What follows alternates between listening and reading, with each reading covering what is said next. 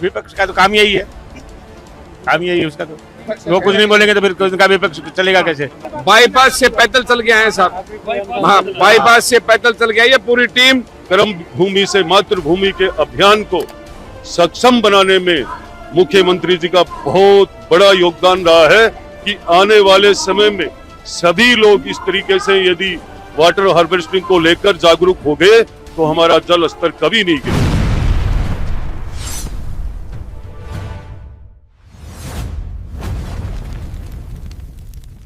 पालगढ़ विधायक जी विक्रम जी मौजूद ही, मैं सबके कुछ बोलना चाहूंगा। मैं लगे काफी सारा हुजूम ने थे साथ लेके चल रहे हो। आज मैं राजस्थान के लोकप्रिय मुख्यमंत्री भजनलाल जी और भारत सरकार के सबसे बड़े विभाग जल शक्ति मंत्रालय के मंत्री CR पाटिल साहब का झुंझुनू जिले के मंडावा में आना एक इतिहास बनेगा। हम सबको ध्यान है कि पिछली सरकार भारतीय जनता पार्टी की बनने के बाद जितनी भी जल की परियोजना थी उसको लेकर के समय समय पर सरकार काम करती जा रही है। और आज आदरणीय भजनलाल जी इस सरकार के अंदर जल को लेकर के और एक भागीरथ के रूप में इन्होंने प्रदेश की जनता के बीच में एक पहचान बनाई है।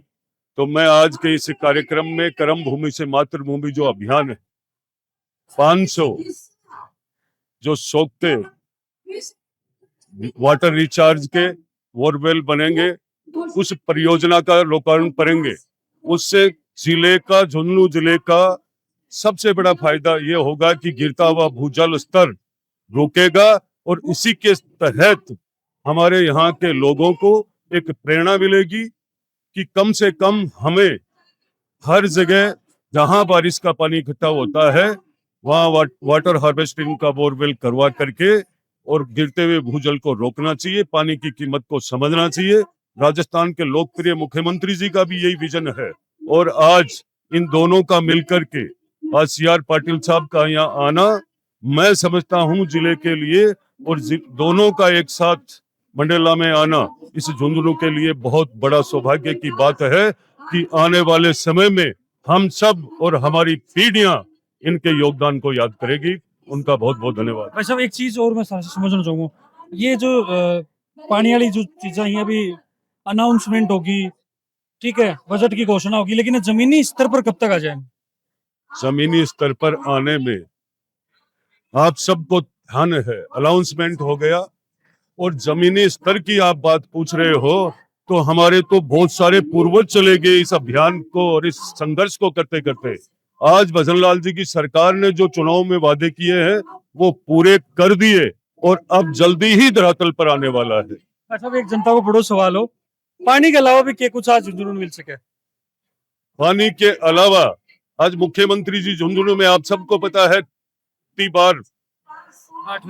8वीं बार पहले मुख्यमंत्री है जो 20-21 महीने में इसे झुंझुनू को इतना समय दिया है।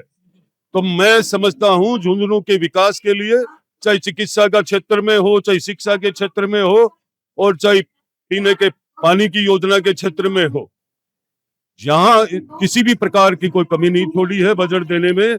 और झुंझुनू पे उनका शेखावाटी पे उनका उतना बड़ा प्रेम भी है कि झुंझुनू को 8वीं बार आए हैं। वो झुंझुनू की इस वीर धरा को, झुंझुनू के सपूतों के शहीदों के प्रति उनका इतना स्नेह है, भाव है, क्योंकि झुंझुनू के जितने भी भामाशाह है उन सब से आप हैदराबाद, सूरत, बॉम्बे जाकर सबसे जुड़े हैं। कर्म भूमि से मातृभूमि के अभियान को सक्षम बनाने में मुख्यमंत्री जी का बहुत बड़ा योगदान रहा है। आने वाले समय में सभी लोग इस तरीके से यदि वाटर हार्वेस्टिंग को लेकर जागरूक हो गए तो हमारा जल स्तर कभी नहीं गिरेगा। मैं सब आखिरी सवाल लूंगा था मैं, अभी अतिवृष्टि से फसल खराब हुई, बिकले भी आज किसानों को सौगात मिल सके? ये तो आज क्या सौगात मिलने वाली, ये तो सारे अधिकारी कर्मचारी उस समय से लगे हुए हैं, सरकार का निर्देश है, काम कर रहे हैं। देखो जनता जो किसानी में करने के भी मार तक पूछ रहे हो मुआवजा वगैरह बिकमा कतिक तेजी बिकले भी कुछ करो। आपको मैं विश्वास दिलाना चाहूंगा मीडिया के माध्यम से कि किसानों के हित वाली सरकार है, किसानों की चिंता करने वाली सरकार है।